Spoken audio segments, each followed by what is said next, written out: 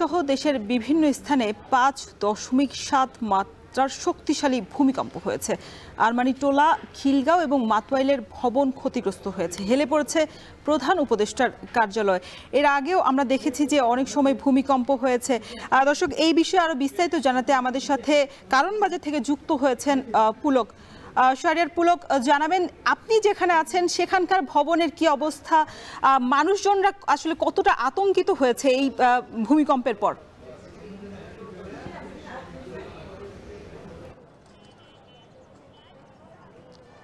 ধন্যবাদ। আমি যখন ভূমিকম্পটি হচ্ছিল তখন আমি খবর সংগ্রহের উদ্দেশ্যে আমি কাজ করছিলাম। সেই মুহূর্তেই কিন্তু ভূমিকম্পে যে কারওয়ান এলাকা রয়েছে সেটি কিন্তু কেঁপে ওঠে এবং যখন ভূমিকম্পটি হচ্ছিল সেটি কিন্তু বেশ ভালোই মাত্রা ছিল। এর কারণ হচ্ছে ভূমিকম্পটি কিন্তু ঢাকার থেকে বেশ অল্প দূরত্বে, অর্থাৎ কালীগঞ্জ থেকে 3 কিলোমিটার দূরে কিন্তু সেটার উৎপত্তি স্থল ছিল। সেটার রিক্টার স্কেল ছিল এখন পর্যন্ত যতদূর আমরা জানতে পেরেছি 5.5 মাত্রা। সেটির ফলে কিন্তু খুব কাছে হওয়ার কারণে কিন্তু ঢাকা শহরের মধ্যে বেশ ভালোভাবেই অনুভূত হয়েছে এই ভূমিকম্পটি। আমি কিন্তু এই কারওয়ান বাজারের উচ্চ ভবনগুলোর আশেপাশেই রয়েছি। সেখানে কিন্তু যখন আমরা খবর সংগ্রহ করছিলাম তখন আমরা দেখছিলাম যে এই উচ্চ ভবনগুলো থেকে কিন্তু ভূমিকম্প মাঝামাঝি অবস্থায় কিন্তু মানুষজন নিচে নেমে আসছিল। তারা ভয়ে কিন্তু তারা সেই নিচে নেমে আসার কথা তারা বলছিলেন এবং বলছিলেন যে এরকম ভূমিকম্প আসলে তারা খুবই কম দেখেছেন।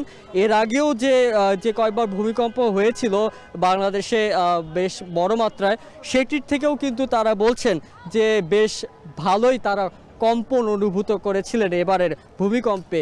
এছাড়াও যদি একটু বলতে চাই, এখন আমি যে জায়গায় রয়েছি সেখানে কোনো ভবনে কোনো ক্ষতিগ্রস্ত হওয়ার কোনো খবর পাইনি অথবা আমাদের চোখেও পড়েনি, কিন্তু আমরা শুনেছি, খবর পেয়েছি রাজধানীর বিভিন্ন এলাকাতেই কিন্তু যে বাসাবাড়ি রয়েছে, বাসাবাড়ির যে গ্লাস রয়েছে সেই গ্লাস কিন্তু ভেঙে পড়েছে। আমরা এগুলো খবর পেয়েছি এবং যারা বাসিন্দারা রয়েছেন, ফ্ল্যাটে যারা থাকেন, তারা কিন্তু বলছিলেন যে বিভিন্ন তাদের যে বাসার যে আসবাবপত্র, সেই আসবাবপত্র কিন্তু পড়ে যাওয়ার মতো কোনো ঘটনা ঘটেছে, যেটি আসলে আগে বাংলাদেশে যে কয়টি ভূমিকম্প হয়েছে গত 20 বছরে সেটির মধ্যে কিন্তু খুবই বিরল বলা চলে।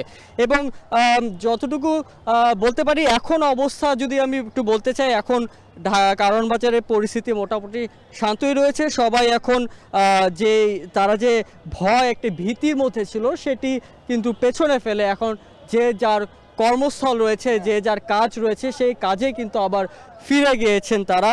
তো এই যে ভূমিকম্পের যে ভয়াবহ মাত্রাটি, সেই মাত্রাটি কিন্তু এখনও কিন্তু তারা যারা আমি কিছু এখানে কারওয়ান বাজারে যারা ব্যবসায়ী রয়েছে তাদের সাথে আমি কিছুক্ষণ এই ভূমিকম্প নিয়ে কথা বলছিলাম। তারা এখনও বলছে যে তাদের ভিতরে আতঙ্ক কাজ করছে, কারণ এই যে যেটি হয় যথারীতি যে বড় ভূমিকম্পগুলো হয়, এই বড় ভূমিকম্পগুলো কিন্তু যখন হয়ে থাকে তার কিছুক্ষণ পরে কিন্তু আবারও সেটির যে ওয়েভটি, শক ওয়েভ রয়েছে, সেই শক ওয়েভটি কিন্তু আবারও কিছুক্ষণ পর আসতে পারে।